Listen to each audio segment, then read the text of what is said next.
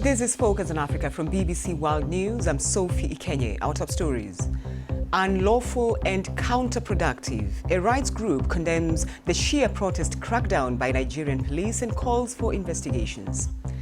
I'm ready to lead you in the struggle. Ugandan MP Robert Kyagulanyi, also known as Bobby Wine, declares he'll run for president in 2021. On behalf of the people of Uganda, I am challenging you to a free and fair election in 2021.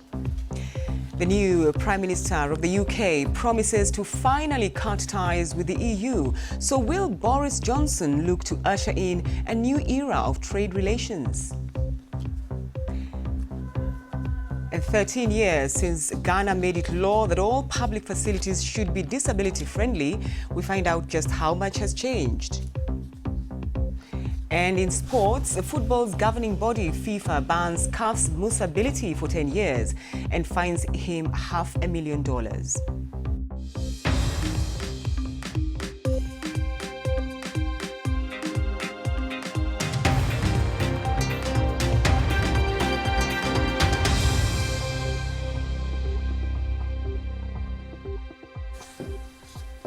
Thanks for joining us on Focus on Africa from BBC World News. Unlawful and counterproductive. That's how Human Rights Watch has described the decision by Nigerian police to use firearms against a Shia Muslim group. Now, the rights group says authorities should investigate what it calls the excessive use of force by police. Now, on Monday, 11 members of the Islamic movement in Nigeria, a senior police officer, and a journalist were killed, while 30 others were wounded during clashes. Protesters are demanding the release of their leader, Sheikh al-Zakzaki, who was detained in 2015. Well, let's speak to Mukhtar Abdul Rahman from the Islamic movement in Nigeria. Thanks for taking time to talk to us and Focus on Africa. The protests are still going on, but the government is arguing, I really don't understand why they are going on for the release of the Sheikh. And yet there is a date set for a case that he needs to answer on the 29th of July. Why can't you wait for that? Yes, when you considering the ruling that was delivered by Justice Gabriel Kolawole, and on 2nd December 2016, you see we have every right to be protesting because the judge ordered for the federal government to release our leader and compensate him and his wife. So now the question is, why can't you wait for the case to be determined so that if he's released, he can, go for his medical checks that you're demanding? Yeah, because his health is seriously deteriorating day by day.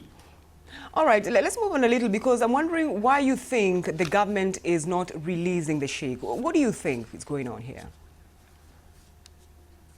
You see, really, you can look at these, let me say, from a different perspective. One of these perspectives is looking at it from a proxy point of view. You see, there is every evidence in what the Crown Prince of Saudi Arabia, Mohammed bin Salman, said after the massacre, that it is one of the successes they have achieved in what they are doing, having seen the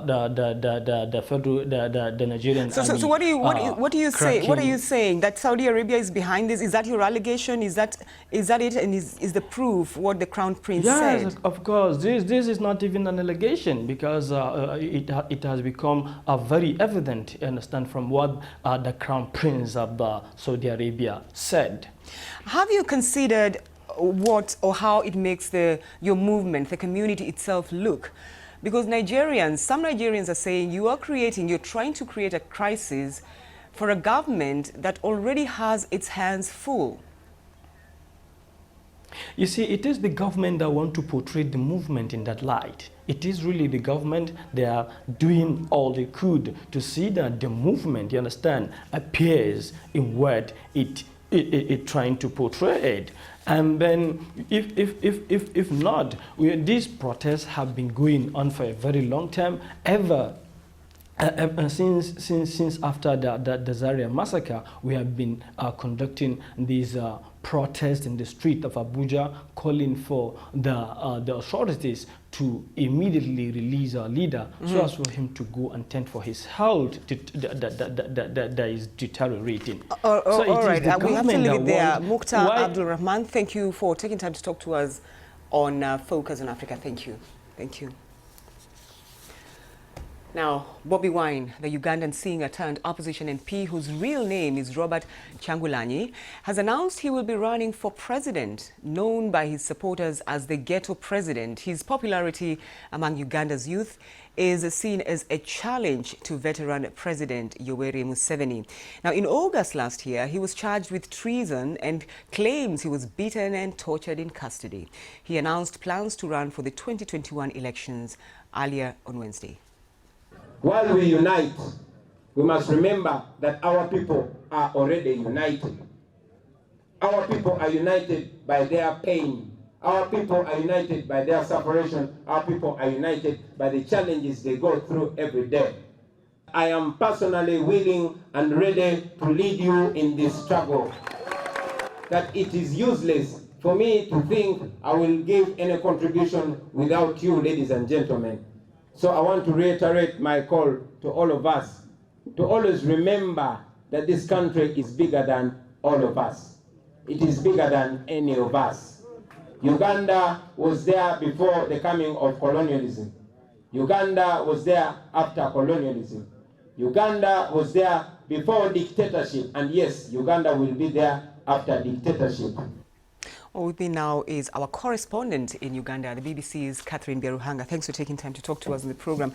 Catherine, the press conference was quite elaborate, and Bobi Wine introduced various political parties, seemingly saying they are supporting him, but we still don't understand because it looks quite an amorphous kind of organization. What does it mean? I spent time with Bobi Wine, and one thing he said is that he wants to surprise the president. He doesn't want the president to know his next move. Now, at this press conference, Bobi Wine not only had to announce that he wants to run for president, but also give people a taste of how he could do that. Now, he had MPs from the ruling party, President Museveni's party, the other big opposition party, that of Kizza Besigye, the FDC, other smaller parties. So what he's trying to do is create a national coalition to show Ugandans that he can bring different groups together. They can go out around the country and try and mobilize towards an election. Well, break them down for us, because so it is not a coalition, but they look like they have endorsed him for the presidency. Well, so the big question for Uganda is, if you are going to have a transition through a democratic process to unseat the president in an election, you really have to get all the opposition parties working together. And even some people from the ruling party to try and get the elites, power brokers behind an opposition candidate. So many people have tried that. Amama Babazi in the last election, Kizza Besigye has tried that. They've all failed. Bobi Wine is trying that now. The question is whether you will get the opposition working together. That's proved very difficult in so many elections in the past. All right, so Bobi Wine himself has a few challenges he faces. What are some of them? Well, when you speak to Ugandans, not people who support the ruling party or people who are in the opposition, you say to them, would you vote for Bobi Wine? A lot of people would say yes. They like his charisma, they like his energy, they believe he does have good intentions. There'll be other people who will say, but what are his ideas?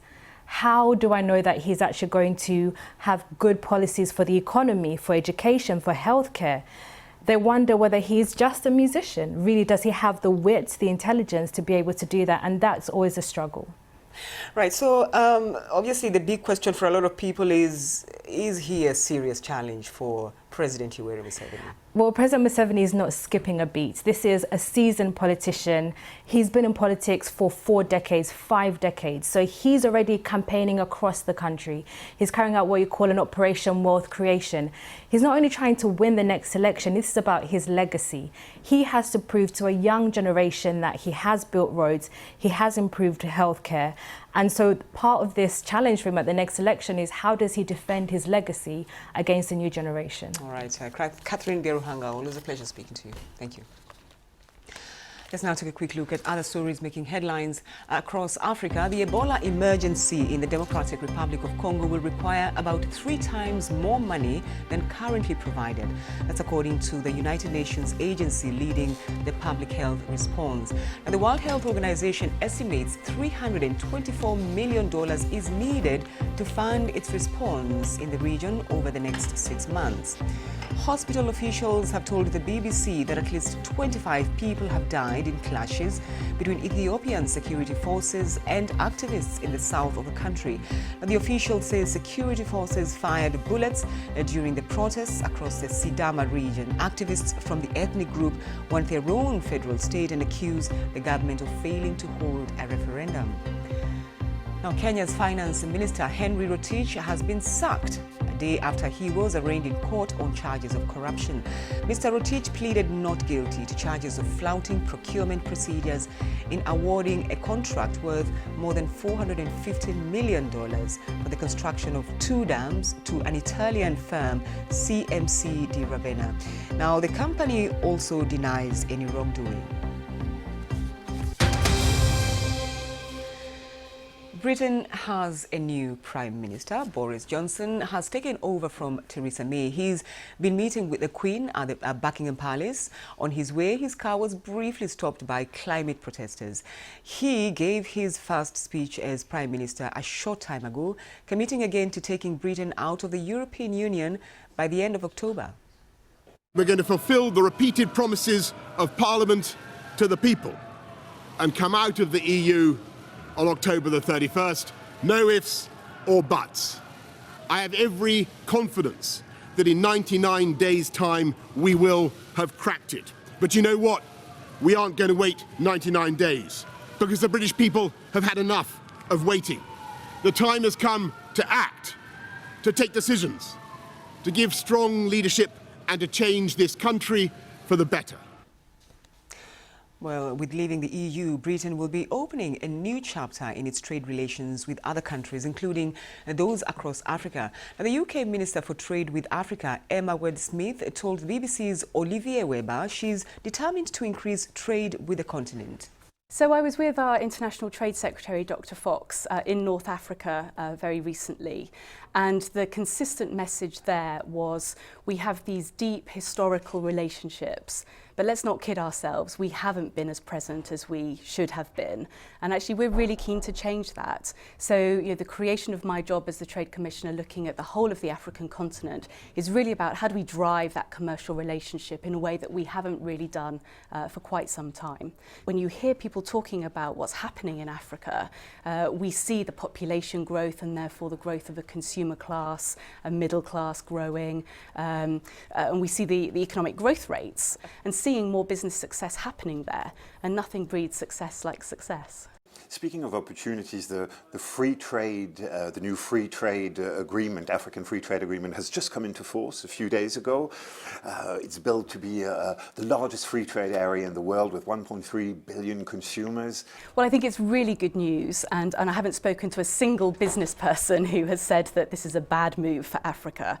And when we're looking at how do we build stronger markets, more diverse markets across Africa, being able to trade with your neighbours and your near neighbours is actually a really important part of that. Isn't it ironic that just as Africa is trying to set up a free trade zone area, the UK is leaving another free trade area, the European Union? It will continue to be a really important trading partner for us, of course, and that is why there is a lot of effort going on to provide as frictionless trade as possible between the UK and the European Union.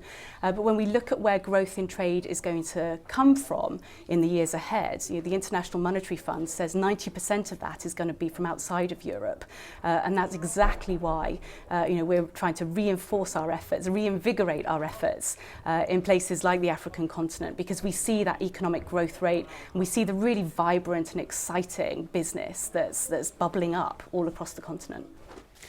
This is Focus on Africa from BBC World News. Still to come, he scored the first goal at the Africa Cup of Nations, and now Egypt midfielder Trezeguet has made a big move to the English Premier League. Find out more in sports.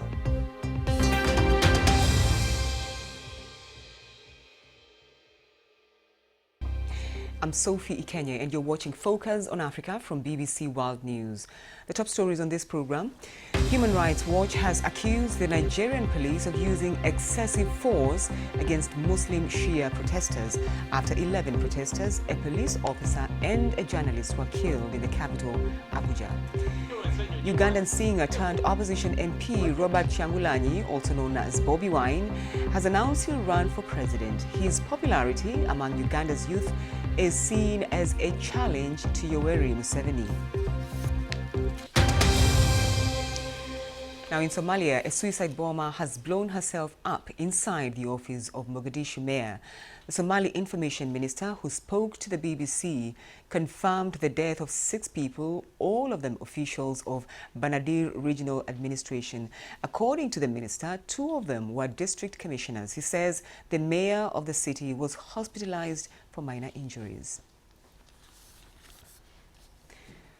Now, for the latest in our series on disability on the continent, tomorrow we'll hear about the Kenyan Paralympian racing to success on the track. But today we are in Ghana, where 10% of the 30 million strong population has some type of disability. Its parliament passed a law back in 2006, which gave the government a 10-year grace period to enshrine the rights of all persons with disability to have equal access to employment, education, transport, and public facilities.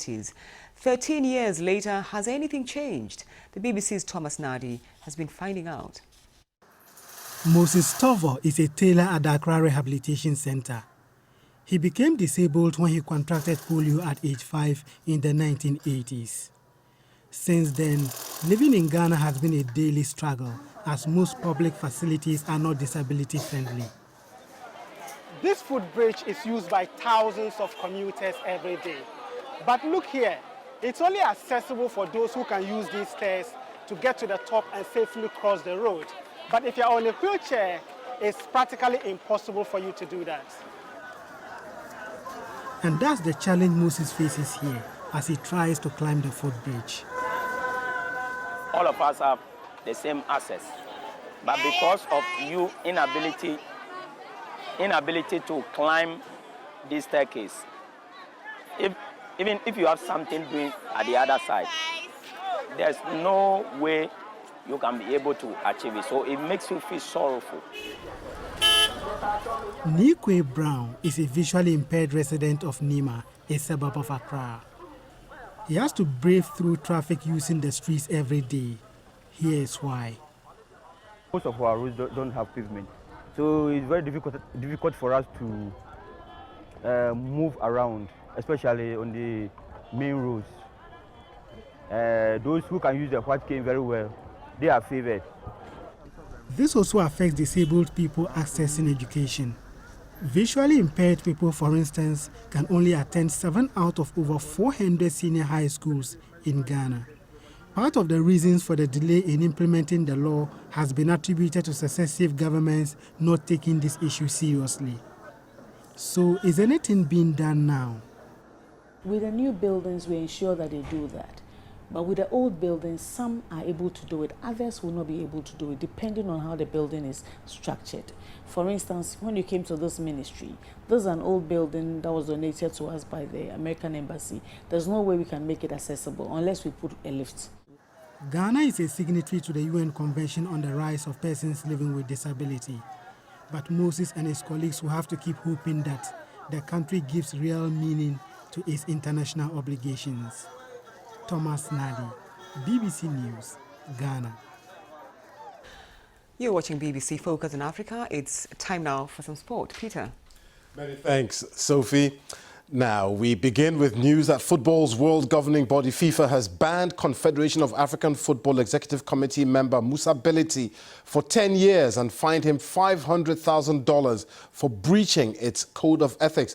FIFA found the former Liberia FA president guilty of having misappropriated FIFA funds as well as having received benefits and found himself in situations of conflict of interest. Let's now talk to BBC Africa Sports Piers Edwards, who's been following this story. Piers, what more do we know about this story?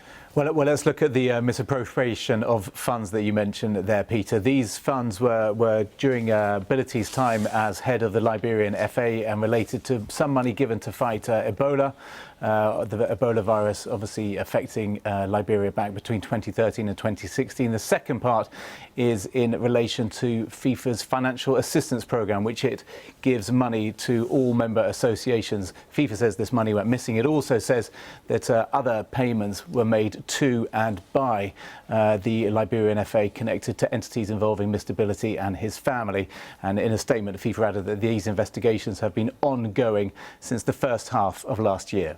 And of course, Musa Bility has his own side to the story. What has he been saying? Well, first of all, he says that he will be appealing the decision. And secondly, he questioned the timing of this ban for him. If we cast our mind back to just last week, Bility was the sole dissenting voice within the Confederation of African Football's Executive Committee to oppose the incoming appointment of FIFA's Secretary-General Fatma Samura to act as a general delegate for Africa, a unique role and a role she is set to start next week.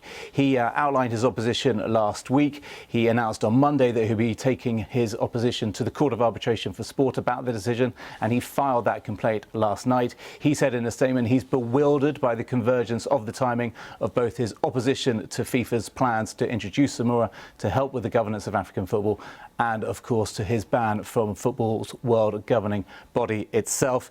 And he went even further in his statement, saying basically that anybody who was at cross purposes with this decision would be made an extreme example of. He clearly feels he's been hard done by. FIFA, of course, will point to the opposite and say he has committed wrongdoing.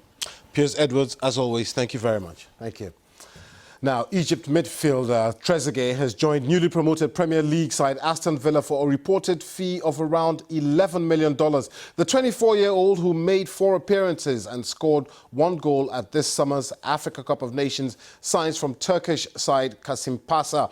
Trezeguet started his career with Egyptian side Al Ahly before moving to Anderlecht in 2015, joining Kasimpasa 2 years later. Now, Burkina Faso have appointed local coach Kamu Malo to take charge of the national team. The 56-year-old former Burkinabe international replaces Portuguese coach Paulo Duarte, whose contract expires at the end of July. Malo led USFA to a 3rd-place finish in the Burkinabe Premier League last season. Duarte had been in charge of the Stallions since 2015 in what was his 2nd spell with Burkina Faso, but failed to qualify the team to the Africa Cup of Nations finals in Egypt.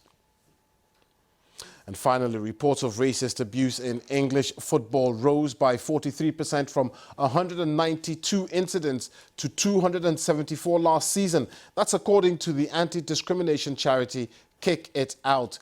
In professional football alone, reports rose by 46%, while Kick It Out received 159 reports from social media. It is the 7th consecutive year reported incidents of discrimination within football have increased. Incidents of racism marred the 2018-19 season, with Raheem Sterling and Pierre-Emerick Aubameyang amongst several players to face abuse. Sophie, that's your sports. Thank you, Peter. Thank you. Now, are you a fan of sneakers? How much would you be willing to pay for that special pair? Well, one collector busted the bank to get his hands on a rare pair of Nikes designed by the firm's co-founder. Canadian Miles Nadal paid a record $437,500 for the 1972 Nike Waffle Racing Flat Moon shoe. Now, the sneakers were designed by Bill Bowerman, a track coach who co-founded Nike. We all love shoes, don't we? Hopefully not that expensive. Or before we go, a quick look at our top story on the program. Human Rights Watch has accused the Nigerian police of using excessive force against Muslim Shia protesters after 11 protesters, a police officer and journalists were killed. Thanks for your company.